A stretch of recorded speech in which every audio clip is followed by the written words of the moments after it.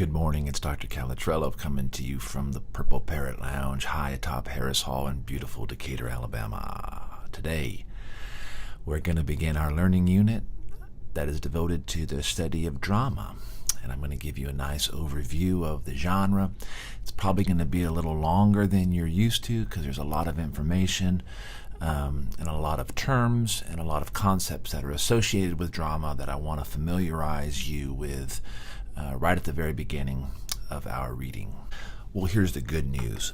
As with fiction, drama will utilize plot, characters, it will develop a theme, and may either be formula or literary. In other words, a lot of the concepts that we've already studied apply or map over to the literary genre of drama quite nicely.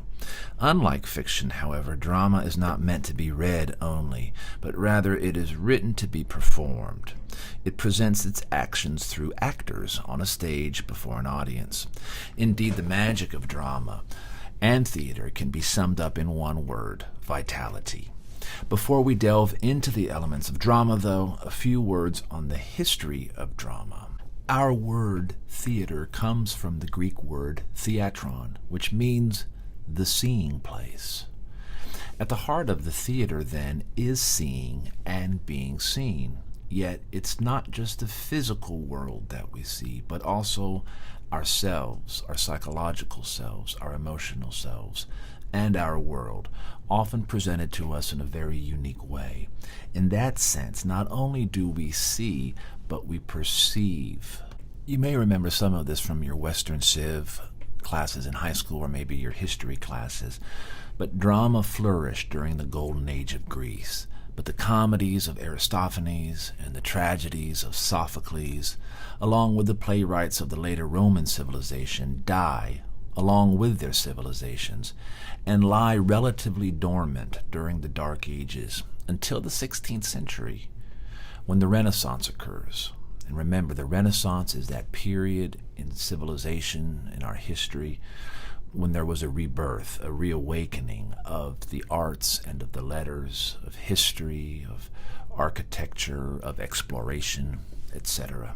Really, any study of drama, and particularly any study of tragedy, is going to involve some discussion of Aristotle, the ancient philosopher, the ancient Greek philosopher. He was one of the first great theorists of dramatic art, and he set forth his ideas in a work of his that's called Poetics. Much of literary criticism, even some of the criticism that is still being written and read today, can be traced back to this work of Aristotle's. So it's good to be familiar with who Aristotle was and what he said in his work Poetics. A tragedy, according to Aristotle, is the imitation in dramatic form of an action that is serious and complete.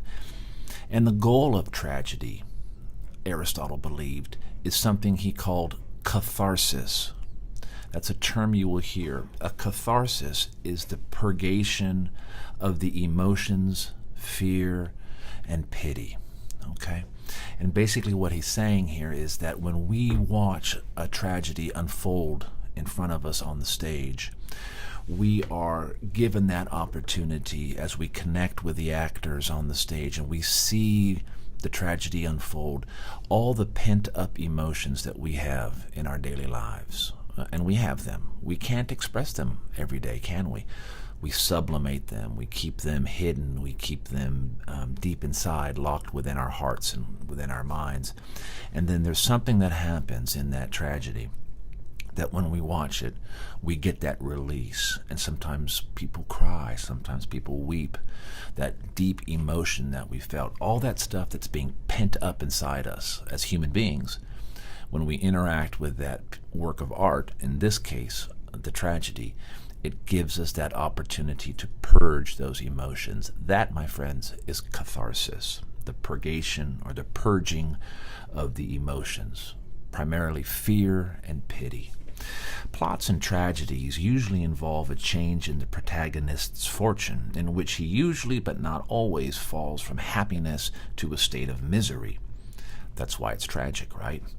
Often the misfortune stems not from a character deficiency, but rather what Aristotle called hamartia, which is an error or a criminal act committed in ignorance of some material fact or for the sake of the greater good. As we will read Othello, I'm thinking here primarily of when Othello murders Desdemona.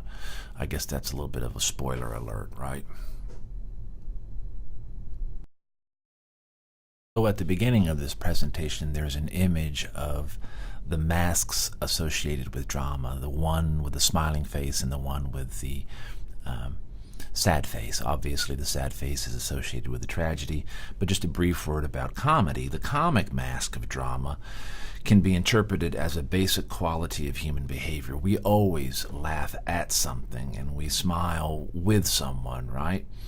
The brilliant movie director Mel Brooks once defined the difference between tragedy and comedy this way. Tragedy is when I stub my toe. Comedy is when you stub your toe. You gotta love Mel Brooks. He was a very, very funny man.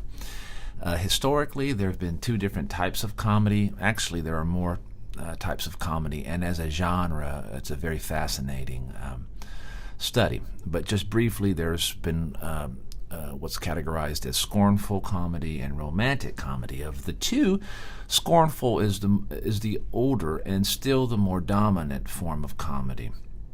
Romantic comedy puts its emphasis on sympathetic rather than ridiculous characters, and scornful comedy is usually when we see more ridiculous characters.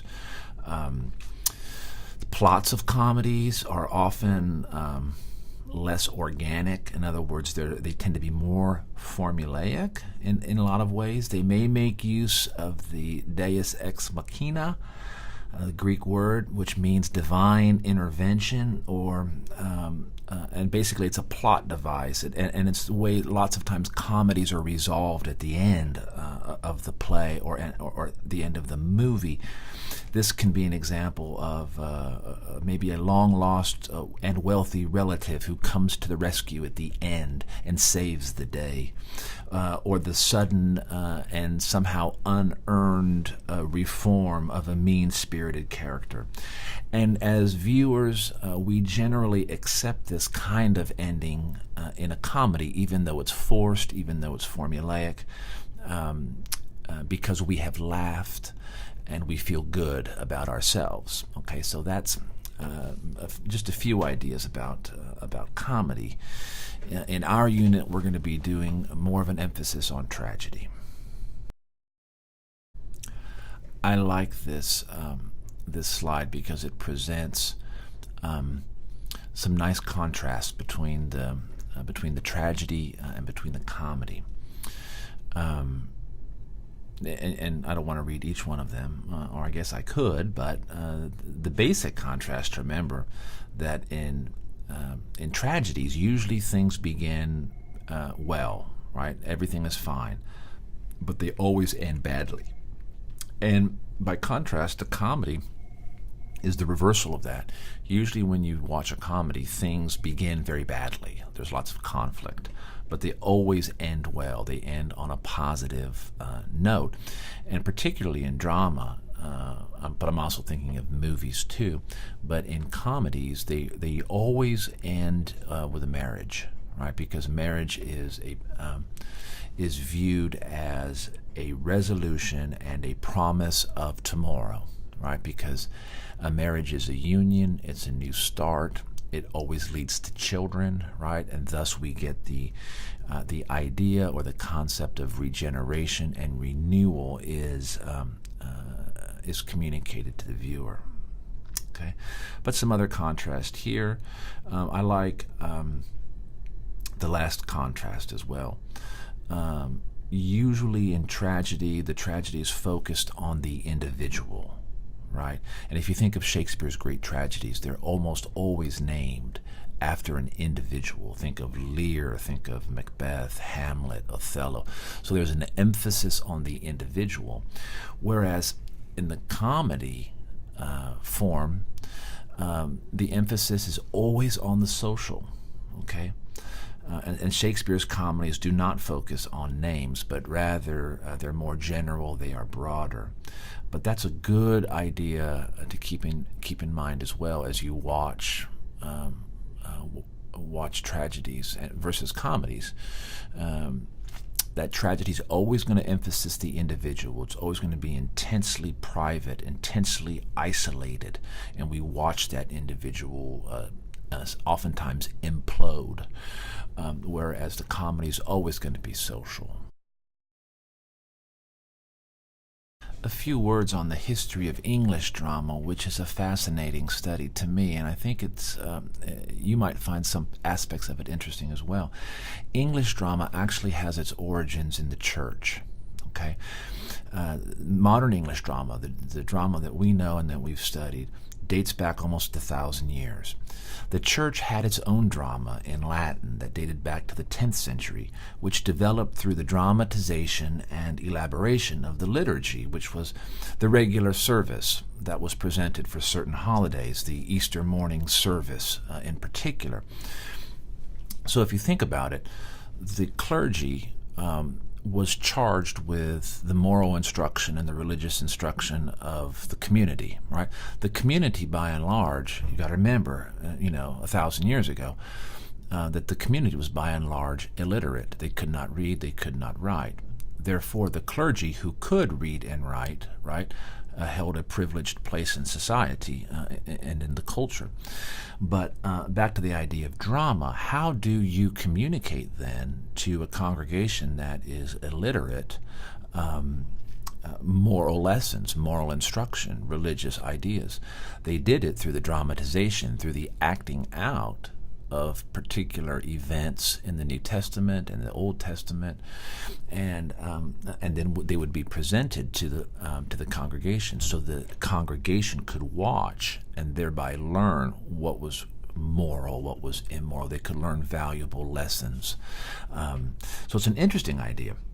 In fact, one of the earliest evidences we have of drama was called, of ecclesiastical or church drama, was called A Play of Adam in Anglo-Norman French, performed in England. It was a dramatization of the fall of man, right? The story of Adam, which used dialogue, which used characterization and stagecraft. And here's a challenge. Next time you go to church, see how many parallels or how many similarities there are between a church service and a play. Think about it. Instead of the theater itself, you enter into a sanctuary, right? You go to the theater and you will have oftentimes an usher who will lead you to your seat. When you go to church, you are often greeted by a greeter or an usher, depending on your denomination, who will likewise help you find your seat. When you go to church, you will have, they'll hand you a bulletin, right, a service, so an order of worship. When you go to the theater, you walk in, you get similarly, right, you'll get a pamphlet, a playbill that will tell you all about the actors and about the play you're going to see. Both the church and the theater use elements of stagecraft. They use lighting. They have people who are on stage in front of the congregation. You have a lot of the same elements, the same dynamic, and so when you have that in your mind, you can begin to see, oh yeah, this is how drama evolved. It evolved from the church, and as time went on, it became more secular and became more worldly, and they moved those theatric productions out of the church and into the streets. It's a fascinating study. I'm sorry I spent so much time on it, but I get kind of excited. Well, since I've got you cornered here and I'm getting excited about English drama, I'll just give you a few more tidbits of information about the history of English drama and how it gets from the church to the streets, so to speak. Mystery plays. These were these early presentations that came along in the 13th and the 16th centuries. These are plays that are based on events in the Old and the New Testament. In English, the term is usually used interchangeably with miracle plays. So the terms mystery plays and miracle plays, they are synonymous. They mean the same thing. But the thing about the mystery play is that they're based on events in the Bible. Okay. Later comes the type of play that's known as the morality play. Morality plays are always allegorical dramas, okay? And in an allegory, you will have characters who don't have names like you do or I do, but rather they have names that are abstractions. In other words, they are characters who represent larger ideas. So you might have a character named Mercy, or a character named Truth, or a character named Every Man, again, to represent the idea of every man, that this person is representative. Okay? The most famous of the morality plays is called Every Man, which was written and performed around 1500, right? And it's a wonderful play to read. And the basic plot line goes like this. When every man receives a summons or a notification from Death, who's a character, right? He tries vainly to persuade his friends, fellowship, kindred, worldly goods, beauty, and others to journey with him. But only good deeds remains faithful to his friend every man, although so very weak because of every man's neglect that knowledge and confession must renew his strength, so that he can accompany every man to his grave. So it's this idea, again, it's a morality play. So the idea is that every man, right, every man receives a summons from Death at one point, right? Because we all die. But it's about what happens to every man and who every man turns to in hopes of delaying the summons, right? We turn to our worldly goods, we turn to our friends, we turn to our loved ones, we turn to our youth, we turn to and we ask of these things to delay or to go with us to our appointment with Death. But at the end, right, at the end of the day, it's always every man who meets with Death by himself. It's always a solitary journey. And in the play, if you see it performed, you see actually the character, every man, actually descend into the grave, right, for his appointment with Death. So again, it's a morality play. And again, the mystery play and the morality play were always designed for instruction, right? And perhaps a little entertainment. Entertainment creeps in a little bit later, right, when we start getting into more comedies and get into political satires, right? But in those early church plays, the mystery and the morality plays, it was always a clergy, right? There was always a clergy who knew it had to instruct and teach a congregation who could not read and who could not write, had to teach them those biblical precepts, or those moral concepts that we turn to as we grow through and go through life. Right? It's an interesting idea, interesting study. Okay, I know you're probably getting tired, but I just need you to bear with me through a few more slides, okay? And we're going to end here with just some discussion of the advantages and the limitations of drama. One of the key advantages of drama, particularly as it's compared or contrasted to, say, television or movies, is perspective. Okay, in a theater, audience members have an unchanging physical relationship to the events occurring before them on the stage. You are in your seat. You have a certain vantage point on the stage, and it does not change. You see all the characters in full view with the same angle, the same distance. When we think about film, the camera can take the audience so far away that the actors appear as mere dots, or so close that only a small part, an eye or a foot, can be seen. The film, or a movie or television, presents only what it wants to be seen. Does that make sense? And you don't have any choice about what you see. because a editor and a director have made those cuts and those angles and those edits, so they are presenting a perspective that they want you to see as the viewer. In theater, though, because viewers always see the entire stage, the director must manipulate movement using things like sound, light, and other staging techniques, other factors to draw the focus of the audience. Another important advantage, or a key distinct advantage of drama, is its vitality. If you think about it, no two theatrical performances are exactly the same. Each occurs at a different time, on a different night, with different people present in the audience, and each presentation happens with real people now, in the present. Viewers of film, by contrast, or television, see electronic images that were recorded months or even years in the past. And think about the effect that has on you as a viewer, right? Again, vitality. Think about concerts that you've gone to. Every night that you go, say you have tickets for 2 nights in a row to see your favorite band, right? And you can see that one night, right, because of the energy, because of the crowd, that band and the interaction between the actors or the players on the stage and the audience, there's a dynamic going on, there's energy, and they're feeding off one another. And then you might go the next night and the audience, for whatever reason, may be real dead or quiet, and the band doesn't seem quite as into it.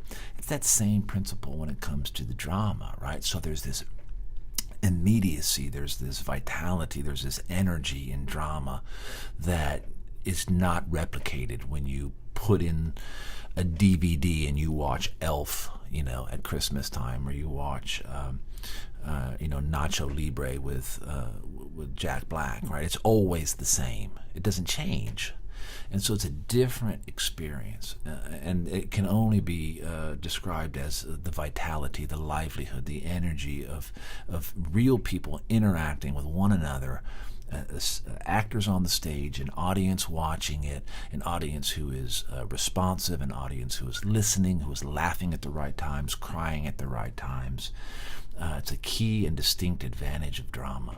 So related to this vitality is this idea of personal involvement in theater, and that's something I want you to think about as you go see plays, or as you consider the study of drama and your experience with it. A movie's always that same. It's always the same experience, whether people see it in a theater or at a home, or even if no one watches it. A play will not be. And again, as I just suggested, people in the audience of a play are not just viewers. They are actually audience members, an integral part of that performance, and actors will respond to them, right? Audiences are as different as individuals, each with its own personality. A good cast will always strive for a top performance, whatever the audience is like. But actors cannot help but be affected by the people who are watching them. And if you think about it, without an audience, a play is not a play. Without an audience, a play is simply a rehearsal. Okay, there's some important information, I think, on this slide that has to do with the limitations of drama, because there are distinct limitations, and one of them, probably the most important, is the point of view. If you think about when we were studying short stories together, if you've read novels, you know that there is that narrator, that voice, right, who is telling us the story and may in fact even be commenting on the action and on the characters. We have that point of view. We have the action that is filtered or presented to us, the reader, through the narrator, right? Well, in drama, we don't have that, right? The action is all there being dramatized, right? That's why it's called dramatization, right? It's being acted out in front of us. So the audience cannot really enter into the character's mind the way he can in reading a short story and see what they're thinking or what's going on in there. Or maybe they can. How does the playwright share what's going on within an actor's mind? Well, the playwright has 2 dramatic techniques that I want you to be familiar with. Okay? One is called the soliloquy. Now, a soliloquy is when a character is presented to the audience as though he or she is speaking to themselves. Okay? That is to say, they are thinking out loud. Okay, so when Iago has a soliloquy, or when Hamlet has a soliloquy, usually the actor walks out to the edge of the stage, maybe there's a spotlight on him, and he begins to speak out loud, addressing the audience. And in that soliloquy, we get that insight into what the character is thinking. The character is revealing to us what his thoughts are at that moment. So that is, and then there are usually no other characters on stage, okay, or visible at that point. That's the soliloquy. The aside, which is associated with the soliloquy, is another technique where you might see a character turn from the persons with whom they are conversing and then speak directly or address the audience. In both of these techniques, though, I want you to remember that characters, when they're doing this, either the soliloquy or the aside, characters can be assumed to be telling the truth at that time, or it's the truth as they know it to be at that point. Okay, so limitation of drama has to do with point of view. No narrator, and we don't always have access to what's going on inside a character's mind. Remember, we're watching it, we're observing it, we're in the audience. Okay, but the playwright can use the soliloquy and the aside or the aside to reveal to the audience what he wants known. A second limitation of drama has to do with stage and setting. Playwrights are somewhat limited as to what they can and cannot present to us on stage. For the most part, they must present human beings in spoken interaction with each other. In other words, conversing. They can't really present complex actions that involve non-human creatures such as wild horses or charging bulls, right?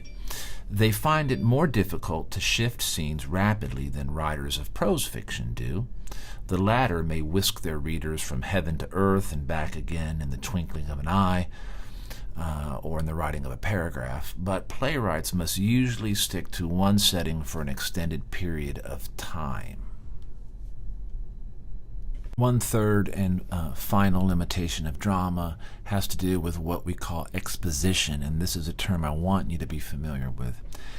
There is a higher premium on swift development of plot in the play than there is in fiction. This is what we call exposition. So exposition is the swift development of plot. The play must be crafted in such a way that its main meanings may be grasped by a single performance. If you think about it, spectators at a play, they cannot back up. They cannot rewind the DVD or the videotape. They can't, if they're watching Netflix, right? It's not Netflix. In other words, you can't stop watching it and come back and hit resume playing, right, and pick up the action again to watch the scene over or to flip back and begin rereading a scene.